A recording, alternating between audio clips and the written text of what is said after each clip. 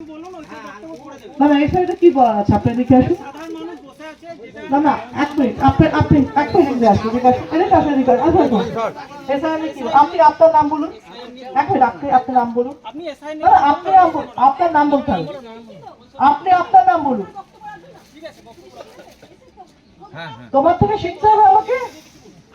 না আমি এটা বলবো না এসা নিয়ে বলবো না আমি এটাই বলবো তোমার সমস্যা কোথায় হচ্ছে তোমার যদি সমস্যা হয় তোমার যদি শুনতে ইচ্ছে না করে তুমি এখানে চলে যেতে পারো কোনো অসুবিধা নেই তাই না